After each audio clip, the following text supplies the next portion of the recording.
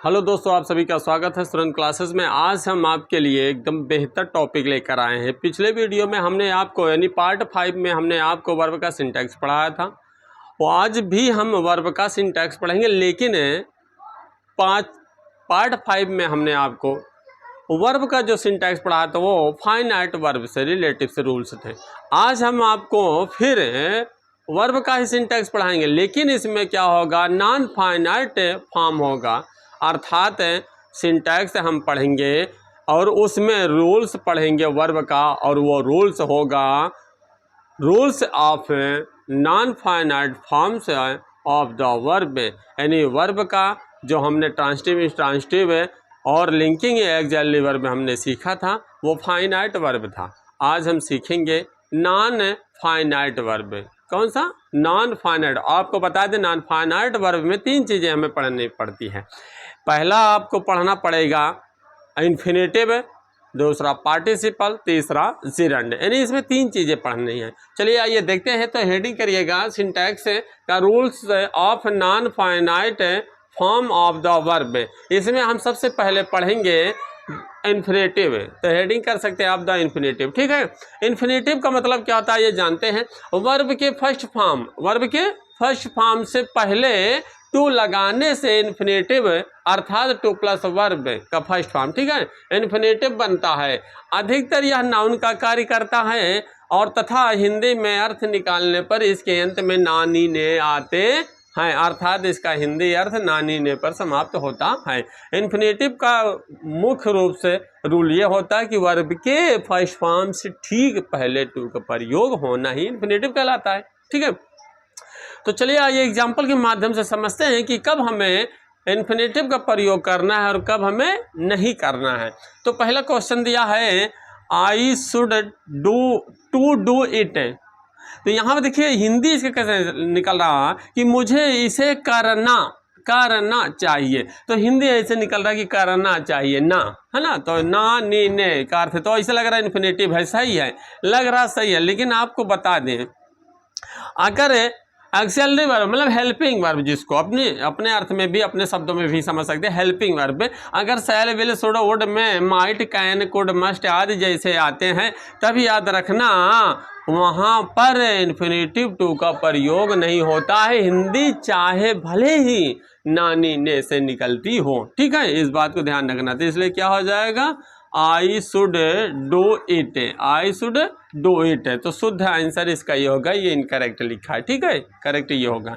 दूसरा क्वेश्चन दिया है दे आर्ट हेल्प हिम। अब आपके मन में ये यानी शंका उमड़ रही होगी कि शुड माने चाहिए, मस्ट माने चाहिए, तो आर्ट माने भी चाहिए होता है। तो इसका मतलब अगर इसके साथ नहीं लगेगा तो इसके भी साथ नहीं लगेगा। तो एक चीज़ आपको बता दें, नोट के रूप में आप चाहे तो लिख सकते हैं कि आर्ट के साथ सदैव टू का ही प्रयोग किया जाता है, ठीक है, 102% आर्ट टू ही प्रयोग होता है। तो इसलिए आर्ट के साथ आप नोट के रूप में लिख सकते हैं कि आर्ट के साथ सदैव टू प्लस वर्ब का फर्स्ट फॉर्म अर्थात इन्फिनेटिव का प्रयोग होता है।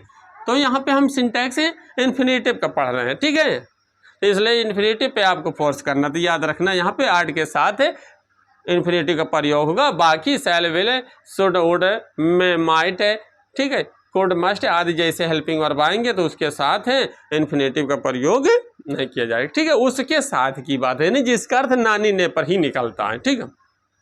अगला क्वेश्चन दिया है you had better to stay there, यानी तुम्हें वहाँ रुकने, है ना, रुकना, तुम्हारा वहाँ रुकना अधिक अच्छा होगा। बेटर मनी गुड, बेटर अधिक अच्छा होगा, ठीक है, अधिक अच्छा है। तो यहाँ पे हिंदी ये निकल रहा, तो रुकना, ध्यान देना।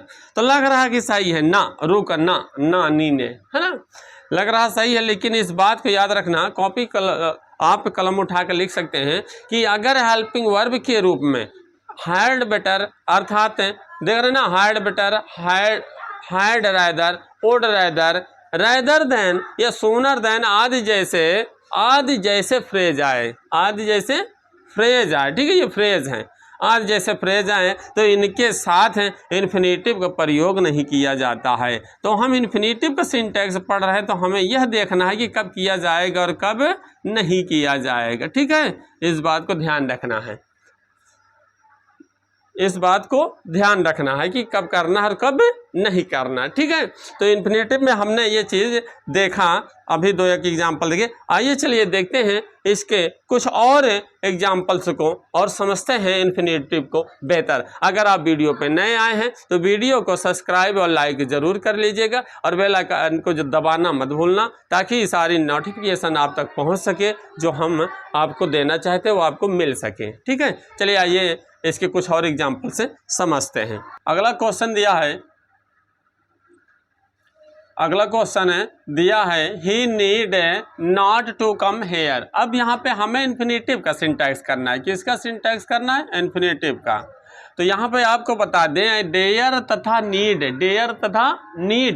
अगर निगेटिव या इंट्रोगेटिव में होंगे, किस में होंगे? निगेटिव या इंट्रोगेटिव में होंगे, तब याद रखना इनके साथ इन्फिनेटिव का प्रयोग नहीं किया जाता है।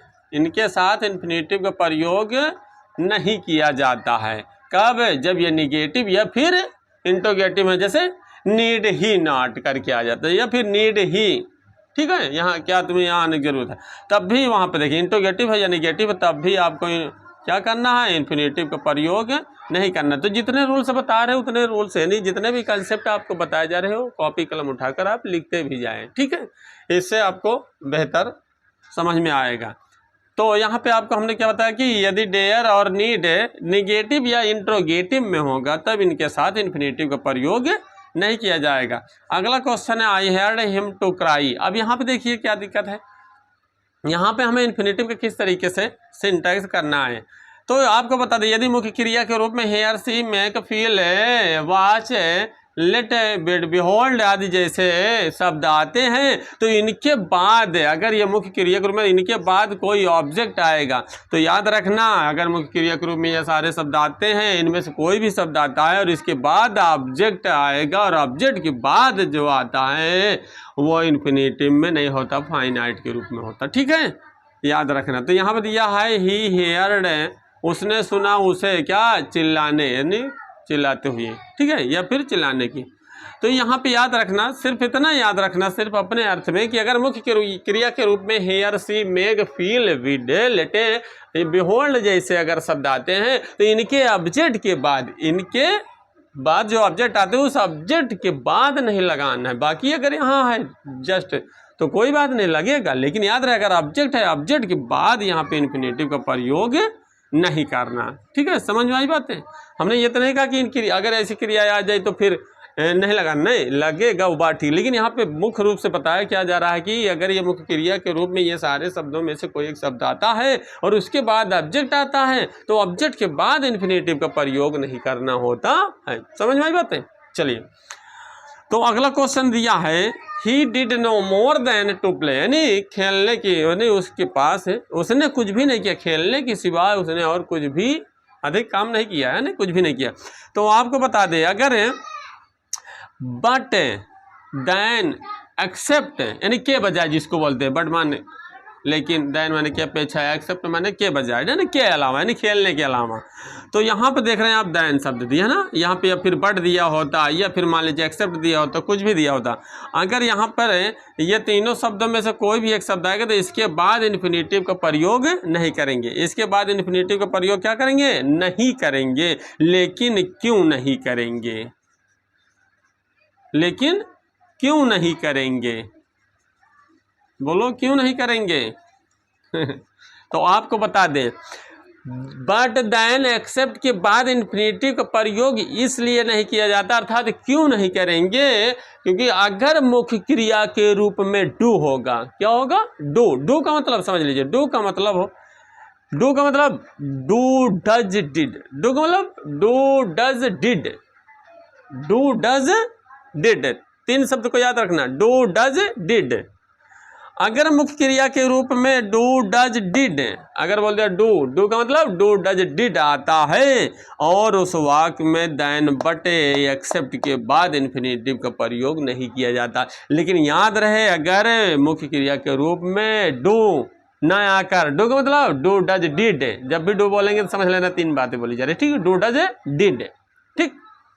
जैसे मान लीजिए बी बोला गया तो बी का मतलब क्या? वही जमार वाज बार, है ना, सेल बी या विल बी। और अगर मान लीजिए यहाँ पे हैव बोला गया तो क्या हैव का हैव नहीं होगा, हैव हैज हैड, ठीक है, ये आप कक्षा 10 में पढ़ के आए होंगे।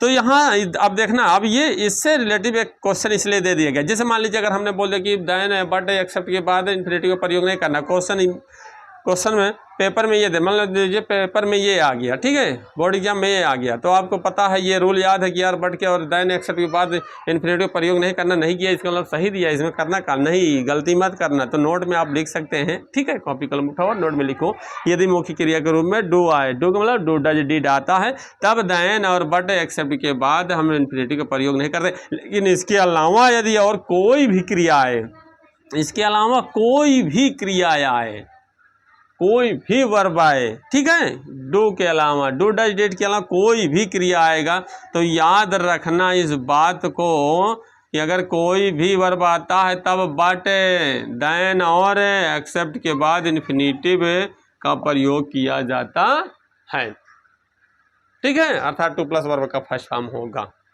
क्लियर?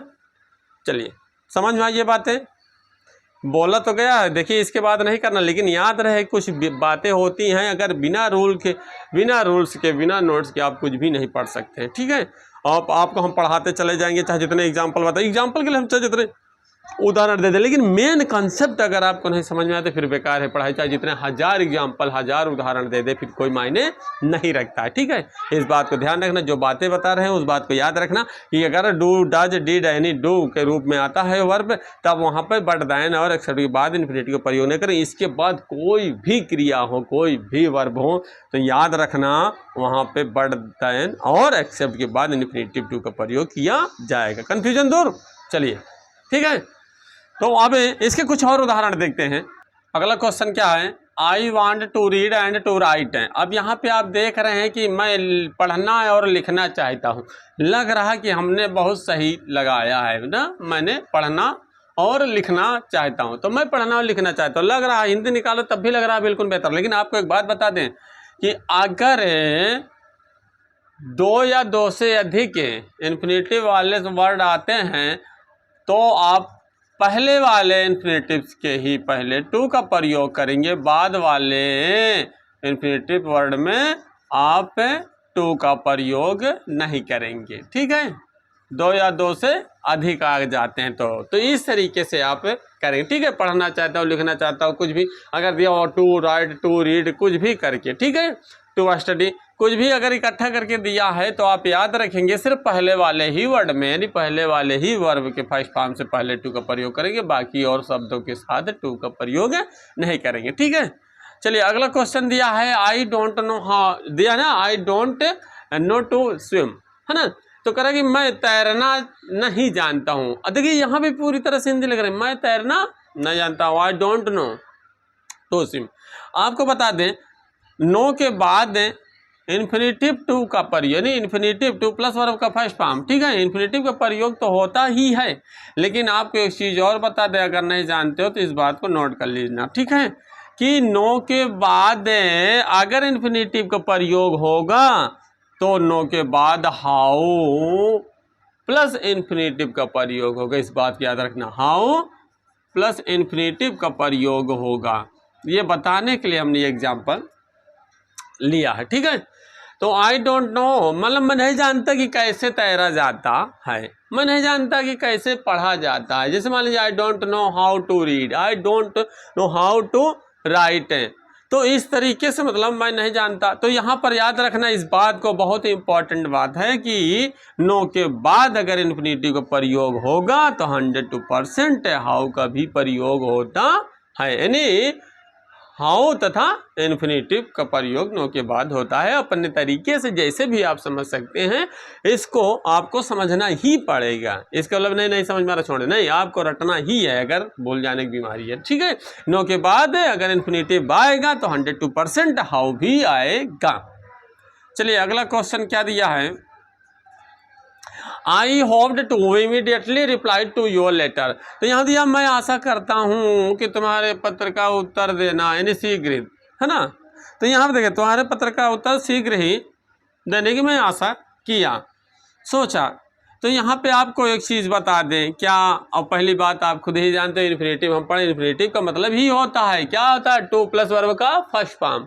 हमने शुरू में ही बताया टू प्लस वर्ब का फर्स्ट फॉर्म। तो टू प्लस वर्ब का फर्स्ट फॉर्म ये वर्ब है नहीं। तो आपको एक चीज़ बता दें, अगर मान लीजिए कभी भी इस तरीके से आता है, कैसे, अगर मान लीजिए कि मुख्य क्रिया के बाद यहाँ पर इन्फिनेटिव है, हमको दिख रहा है, लग रहा है कि यार यही इन्फिनेटिव है, तो ये आपकी गलत फहमी यानी गलत सोच है। क्यों कि टू प्लस वर्ब है, यहाँ पे देखिए ये वर्ब है और ये यहाँ पे टू है, तो टू प्लस वर्ब का फर्स्ट फॉर्म है। इसके बीच में जो इमीडिएटली शब्द आया वो एडवर्ब है। क्या है, एडवर्ब है। इसलिए याद रखना कि इन्फिनेटिव के बीच में एडवर्ब का प्रयोग कभी भी नहीं किया जाता है। ठीक है, इस बात को ध्यान रखना। अब ये मत सोचना कि लगा तो कोई बात नहीं, टू रिप्लाई तो हाई ये है, नहीं, ये गलत है। तो हो जाएगा to reply to your letter. अब इस एडवर्ब को आप कहीं भी लास्ट में रख सकते हैं, ठीक है, कहीं भी आप लास्ट में इधर रख सकते हैं। तो क्या हो जाएगा, आई होप्ड टू रिप्लाई, देख रहे ना, अब इन्फिनेटिव बना कि नहीं बना, क्लियर। लेकिन यहाँ पे ये गलत था, ठीक है। यानी इस तरीके से ना इन्फिनेटिव के बीच में अर्थात टू प्लस वर्ब के फर्स्ट फॉर्म के बीच में कोई भी शब्द नहीं आएगा। वो कोई भी शब्द हो सकता है, जैसे यहाँ पे एडवर्ब दिया ना, यानी कोई भी एडवर्ब नहीं लिखा जा सकता है। तो यहाँ पे हम एडवर्ब को लास्ट में लिख देंगे। तो बन गया आंसर आपका क्या, I hope to reply to your letter immediately. ठीक है, इस बात को ध्यान रखना। चलिए अगला क्वेश्चन दिया है, play with fire is not safe, यानी आग से खेलना, आग से खेलना सुरक्षित नहीं है ना। तो यहाँ पे ध्यान देना, आपको कैसे भी आए, हिंदी आती हो या ना आती, थोड़ा बहुत भी ऐसे समझ सकते हैं। तो आपको बता दें, इन्फिनेटिव कभी कभी सब्जेक्ट का भी कार्य करता है, अर्थात नाउन का कार्य करता है। तो नाउन ऑब्जेक्ट की भी जगह पे आ सकता है और सब्जेक्ट की भी जगह पे, ऑब्जेक्ट की जगह पे आ सकता है तो सब्जेक्ट की भी जगह पे आ सकता है। तो यहाँ पे दिया है कि आग से खेलना ना, ठीक है। तो याद रखना यहाँ पे क्या हो जाएगा, टू प्ले, तो सब्जेक्ट की भी जगह पे आ सकता है, कोई दिक्कत नहीं, क्योंकि ये नाउन का ही कार्य करता है। ठीक है, तो इस तरीके से याद रखेंगे। यहाँ पे प्ले या खेलने, क्योंकि प्ले विथ फायर, आग से खेलना नहीं, तो to play with fire is not safe. ठीक है, इस तरीके से आप कर सकते हैं। चलिए इसका आप जितनी बात समझ में आई, ठीक है। अगर समझ में आया तो चलिए इसके कुछ और उदाहरण देख लेते हैं। अगला क्वेश्चन दिया है, Ravi knew when open the window.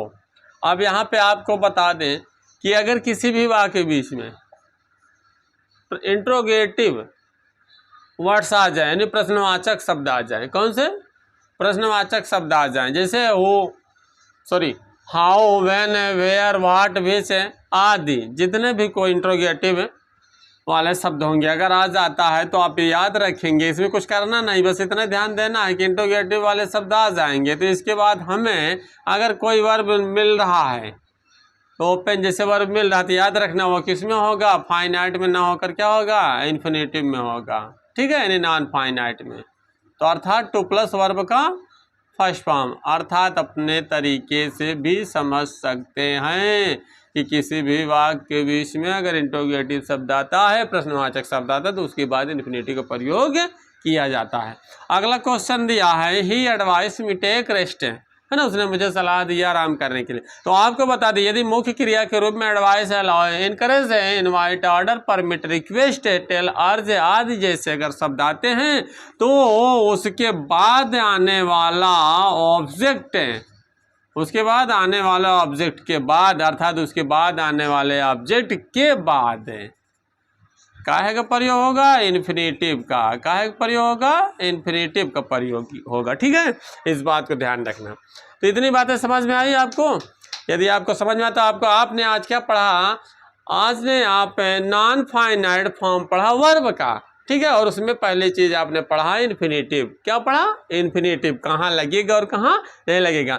चलिए अब पार्टिसिपल, तो आप हेडिंग ऐसे भी कर सकते हैं, द पार्टिसिपल। तो आपको बता दें पार्टिसिपल में कुछ खास बातें। पहली बात, आप इसमें आपको तीन चीजें मिलेंगी, प्रेजेंट पार्टिसिपल, पास्ट पार्टिसिपल और परफेक्ट पार्टिसिपल। तो प्रेजेंट पार्टिसिपल का मतलब होता है वर्ब के फर्स्ट फॉर्म में ING, वर्ब के फर्स्ट फॉर्म में ING जोड़ने से वो प्रेजेंट पार्टिसिपल बनता, पहली बात। दूसरी बात पास्ट पार्टिसिपल, पास्ट पार्टिसिपल बनेगा वर्ब के थर्ड फॉर्म, वर्ब के थर्ड फॉर्म को क्या बोलते हैं? Past participle. और परफेक्ट, परफेक्ट पार्टिसिपल का मतलब होता है हैविंग प्लस वर्ब का third form, having plus verb का थर्ड फॉर्म। ये तीन बातें आपको भी जानना जरूरी होगा, ठीक है, क्योंकि हम पार्टिसिपल पढ़ रहे हैं। ये तीनों बातें आपको बहुत ही इंपॉर्टेंट। और एक चीज़ आपको बता दें, हमने सिंथेसिस में इसको डिटेल्स में पढ़ा रखा है। आप चाहें तो सिंथेसिस में पहला पार्ट ही आप जैसे ही सर्च करेंगे उसमें हमने इसके बारे में डिटेल्स पढ़ा रखा है, वीडियो बना रखा है, ठीक है। आप वहाँ से भी जाकर इसके बारे में अधिक जानकारी ले सकते हैं। चलिए आइए क्वेश्चन देखते हैं कि हम यहाँ पर किस तरीके से सिंटैक्स करेंगे। दिया है डॉग्स बार्किंग है सेल्डम बाइट। अब ध्यान देना, तो आपको बता दें कि अगर कोई भी यानी किसी भी नाउन की अगर विशेषता बताई जाएगी तब वहाँ पर जो प्रेजेंट पार्टिसिपल होगा उस नाउन से ठीक पहले होगा, ना कि उसके बाद होगा। यानी नाउन से ठीक क्या होगा? पहले होगा। जैसे डॉग्स बार्किंग सेल्डम बाइट है ना, तो यहाँ पर क्या हो जाएगा? बार्किंग है, यानी प्रेजेंट पार्टिसिपल जो आपका होगा वो नाउन से पहले हो जाएगा, तो इसलिए हो जाएगा बार्किंग डॉग से, यानी भौंकते हुए कुत्ते। तो सेल्डम बाइट, समझ में आई बात है? यानी प्रेजेंट पार्टिसिपल नाउन से ठीक पहले ही होगा, वो चाहे प्रेजेंट पार्टिसिपल की बात की जाए चाहे पास्ट पार्टिसिपल की बात की जाए, ठीक है। यानी पार्टिसिपल का मतलब ये हुआ कि अगर मान लीजिए किसी भी नाउन या प्रोनाउन की विशेषता बताई जा रही है तो वो उस नाउन और प्रोनाउन से ठीक है पहले होगा। दूसरे क्वेश्चन में भी ठीक इसी तरह कुछ है, जैसे आई सा अ बर्ड, मैंने एक चिड़िया देखा, वुंडेड मैंने घायल। तो इसका मतलब मैंने जिस चिड़िया को देखा वो किस तरह की थी? घायल थी। तो यहाँ देखो ये जो दिया है पास्ट पार्टिसिपल, क्योंकि वर्ब का थर्ड फॉर्म है, ठीक है। तो पास्ट पार्टिसिपल देखिए क्या दिया है। अब यहाँ पे किसकी विशेषता बताई जा रही है? बर्ड की। तो इससे पहले होना चाहिए, ना कि इसके बाद होना चाहिए, ठीक है। तो इस तरीके से पार्टिसिपल का, तो यहाँ पे क्या हो जाएगा? वुंडेड है, वुंडेड बर्ड है। तो इस तरीके से पार्टिसिपल का सिंटैक्स से किया जा सकता है, ठीक है, यानी सही। और इसके लिए आपको बता दें, अगर आपने पार्टिसिपल बेहतर मन लगा के सिंथेसिस में पढ़ा है तो यहाँ पे कोई समस्या नहीं होगी। अगला क्वेश्चन दिया है सी गॉट दिया ना सी गॉट रिपेयर्ड हर हाउस। तो आपको एक चीज बता दें, अगर मुख्य क्रिया के रूप में find, like, feel, make, get, wish, want, have आदि जैसे शब्द आते हैं तो आप याद रखेंगे, अगर ये मुख्य क्रिया के रूप में ये सारे शब्द अगर आते हैं तब इसके बाद 100% ऑब्जेक्ट लिखे जाते, वो चाहे नाउन हो और चाहे प्रोनाउन हो। क्या? चाहे नाउन हो चाहे प्रोनाउन। तो यहाँ पर देखिए हर हाउस क्या हो जाएगा? हर हाउस। और इसके बाद ही यहाँ पर जो आपका दिया है रिपेयर्ड यानी पास्ट पार्टिसिपल यहाँ पे लिखा जाएगा। अब आप ध्यान देंगे इस बात को, यहाँ पर हमने बताया कि पास्ट पार्टिसिपल हो या फिर प्रेजेंट पार्टिसिपल यदि किसी नाउन या प्रोनाउन की विशेषता बताता है तो उसके ठीक है पहले लिखा जाता है, उसके ठीक क्या है? पहले लिखा जाता है, उसके ठीक है पहले लिखा जाएगा। लेकिन अगर मुख्य क्रिया के रूप में find, like, feel, make, got, wish आदि जैसे शब्द आते हैं तो उसके बाद ऑब्जेक्ट लिखा जाएगा, तब इसके बाद लिखा जाएगा पास्ट पार्टिसिपल, ठीक है। इस बात को ध्यान रखना जो बातें बताई जा रही। अगला क्वेश्चन दिया है being a hot day I could not go out, ठीक है। तो यहाँ पे बता दें जब नॉमिनेटिव एब्सोल्यूट का भाव प्रदर्शित हो, जैसे यहाँ दिया कि बीइंग अ हॉट डे यानी गर्म दिन होने की वजह से आई कुड नॉट गो आउट, बाहर मैं नहीं जा सका। तो यहाँ पे देखिए नॉमिनेटिव एब्सोल्यूट का प्रयोग है, स्वतंत्र कर्ता का यहाँ पे भाव प्रकट हो रहा, तब वहाँ पे याद रखना नाउन हो या प्रोनाउन हो जो भी नॉमिनेटिव एब्सोल्यूट होगा उसको हमें लिखना पड़ता है। किससे पहले? जो भी आपका प्रेजेंट या परफेक्ट पार्टिसिपल होगा। इसमें पास्ट पार्टिसिपल बहुत कम मिलता, मतलब मिलता ही नहीं है मान के चलिए। तो यहाँ पे कुछ भी नहीं दिख रहा है, जब कुछ भी ना दिखे तो इट मान लेना। क्या मान लेना है? It being a hot day. अगर कुछ भी ना आपको दिखे तो क्या मान लेते हैं? इट। क्या मान लेते हैं? इट। इस तरीके से ये हो गया, ठीक है। तो आपका आंसर बन जाएगा it being a hot day I could not go out. अगला क्वेश्चन दिया है कि playing in the garden I snake bit me. तो यहाँ पे देखिए ठीक है प्रेजेंट पार्टिसिपल से दिया भाई बगीचे में खेलते हुए, तो ठीक है, यहाँ पे सही है, इतना तो हम लिख ही ले सकते हैं, यहाँ तो कोई मतलब ही नहीं सिंटैक्स करने का। ठीक है, सब सही है। आइए चलिए देखते हैं कहाँ गड़बड़ है, कहाँ से सिंटैक्स करना है। तो यहाँ पे देखिए कि बगीचे में खेलते हुए आई स्नेक बिट मी, एक सांप ने मुझे काट लिया। तो एक सांप ने मुझे काट लिया, तो यहाँ पे आप देख रहे हैं कि अब अपने तरीके से अपने अर्थ में समझ सकते हैं कि बगीचे में खेलते हुए सांप ने सांप के द्वारा मुझे काटा गया, है ना। तो यहाँ पे क्या दिया है, यहाँ पे सही फॉर्म में इसको रखना होगा। तो यहाँ पे क्या हो जाएगा, आई। अब बिट क्या है, सेकेंड फॉर्म, इसलिए यहाँ पे वाज है। बिट का थर्ड फॉर्म क्या हो जाएगा, बीटेन। ठीक है, by a snake, by a snake. यानी इस तरीके से कभी कभी आपको क्वेश्चन दे सकता है। ठीक है, इस तरीके से भी क्वेश्चन दे सकता है। ठीक, इस बात को ध्यान रखना। चलिए, कब करना है, जब ये प्रेजेंट पार्टिसिपल में आपका फ्रेज होगा तब आपको ऐसे करना है। ठीक है, इस तरीके से हमने पार्टिसिपल का सिंटैक्स पढ़ा, अर्थात वर्ब का जो नॉन फाइनाइट फॉर्म का दूसरा विधि हमने पार्टिसिपल पढ़ा। आइए चलिए पढ़ते हैं इसका जेरंड। क्या पढ़ना है, जेरंड। तो आपको बता दें, जेरंड का मतलब होता है वर्ब के फर्स्ट फॉर्म में आईएनजी। वर्ब के फर्स्ट फॉर्म में आईएनजी, वर्ब के फर्स्ट फॉर्म में आईएनजी जोड़ने से जेरंड का निर्माण होता है, नहीं बनता है। चलिए इसके कुछ उदाहरण देखते हैं। तो इन्फिनेटिव और जेरंड दोनों का अर्थ है कि चाहे आप वर्ब के फर्स्ट फॉर्म से पहले टू लगाओ, चाहे आईएनजी लगाओ वर्ब के बाद, बस फर्क इतना है, टू लग गया तो इन्फिनेटिव हो गया और आईएनजी लग गया वर्ब के फर्स्ट फॉर्म में तो जेरंड होगा, लेकिन अर्थ दोनों का नानी ने से ही होता है। ठीक है, तो यहाँ पर दिया है कि my brother prevent me to play cards. तो आपको बता दें, यदि मुख्य क्रिया के रूप में, किस रूप में, यदि मुख्य क्रिया के रूप में अवॉइड, हिंडर, प्रिवेंट है, परसिस्ट है, सक्सीड है, फॉन्ड है, डिस्पेयर है, थिंक है, ठीक है, आदि जैसे अगर शब्द आते हैं मुख्य क्रिया के रूप में, तब आप याद रखेंगे, तब आपको इस बात को ध्यान रखना होगा कि इसके बाद आने वाला जो ऑब्जेक्ट है उस ऑब्जेक्ट के बाद इन्फिनेटिव का प्रयोग नहीं करना होता। किसका प्रयोग करना होता है, जेरंड का। जेरंड का मतलब वर्ब के फर्स्ट फॉर्म में आईएनजी। तो अगर आपको लग रहा है कि नहीं हिंदी तो ये भी सही है, निकल रहा है बिल्कुल, लेकिन यहाँ पे कुछ शर्त, कुछ नियम है। सिंटैक्स में कुछ ऐसे शर्त होते हैं, कुछ ऐसे नियम होते हैं जिनका फॉलो हमें करना ही होता है ना। अगर आप नंबर लाना चाहते हैं, टॉप आना चाहते हैं, तो इस रूल को, यानी जितने भी रूल्स बताए जाए उनको आप याद रखिए। ठीक है, अब आप अपने से ना सोचो कि यार टू प्ले है, अभी हमने इन्फिनेटिव वाले में पढ़ा, सही है, ठीक है सही है, लेकिन यहाँ पे कुछ शर्त बताएगी, कुछ रूल बताएंगे कि ये शब्द आएंगे अगर मुख्य क्रिया के रूप में, तो इसके बाद ऑब्जेक्ट के बाद आपको क्या करना है, ये भी ध्यान देना, ऑब्जेक्ट के बाद ही आपको जेरंड का प्रयोग करना है। ठीक है, इन्फिनेटिव की ही जगह पे। अगला क्वेश्चन दिया है, I do not like my friend talking so much. तो आपको बताना ये चाहते हैं कि यदि मान लीजिए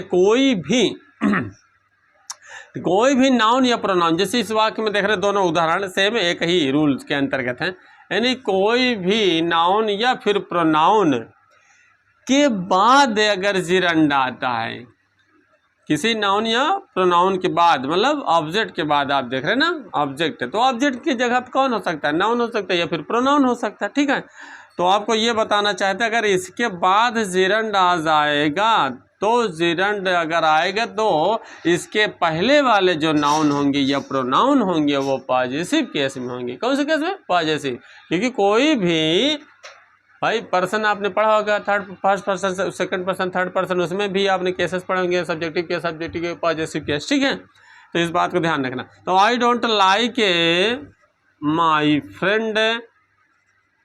माई फ्रेंड, तो यह पॉजिटिव केस, तो कोई नाउन होगा तो पोस्ट ऑफ एस लगा के आपको उसको पॉजिटिव बनाना होता है। ठीक है, इस बात को ध्यान रखना। और सेम वही चीज़ है, वही है, लेकिन एक जगह हमने नाउन लिखा है, एक जगह हमने प्रोनाउन लिखा, ताकि आपको कन्फ्यूजन ना हो कि किस तरीके से बनेगा। तो यहाँ पर क्या होगा, it is a no use है। तो हमारा बताने का मतलब ये है कि किसी भी वाक्य में नाउन या प्रोनाउन आता, अर्थात ऑब्जेक्ट है।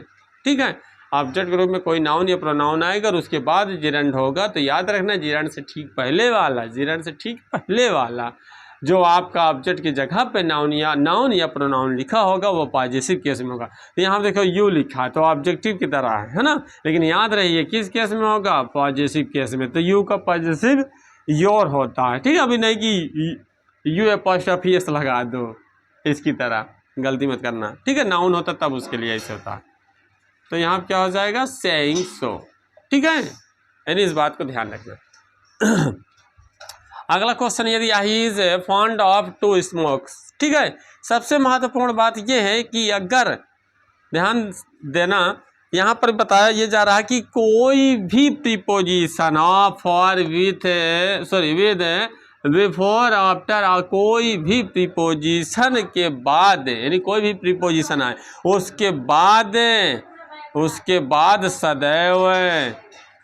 उसके बाद सदैव जिरंड का ही प्रयोग किया जाता है, इन्फिनिटिव का प्रयोग नहीं किया जाता है, इन्फिनिटिव का प्रयोग नहीं किया जाता, ठीक है। इस बात को ध्यान रखना। तो स्मोक, आप टू स्मोक क्या हो जाएगा, स्मोकिंग, क्या हो जाएगा, स्मोकिंग, ठीक है। इस बात को ध्यान रखना कि अगर कोई भी प्रीपोजिशन है, प्रीपोजिशन के बाद इन्फिनिटिव का प्रयोग नहीं होता है, जिरंड का प्रयोग होता है। इस तरीके से हमने आज आपको सिंटैक्स ऑफ वर्ब, आज हमने सिंटैक्स ऑफ वर्ब तो पिछले वीडियो में हमने पार्ट 5 में भी पढ़ा था, लेकिन आज पार्ट 6 में हमने आपको क्या पढ़ाया, क्या, non finite form of the verb, यानी वर्ब का नॉन फाइनाइट फॉर्म हमने पढ़ा, जिसमें हमने 3 चीजें आपको पढ़ाया, इन्फिनिटिव, पार्टिसिपल और जिरंड। आप वीडियो पर अंत तक बने रहे, इसके लिए आपको बहुत बहुत धन्यवाद। यदि हमारा वीडियो, हमारा पढ़ाने का तरीका आपको पसंद आया हो तो वीडियो को लाइक और सब्सक्राइब करना मत भूलना। धन्यवाद।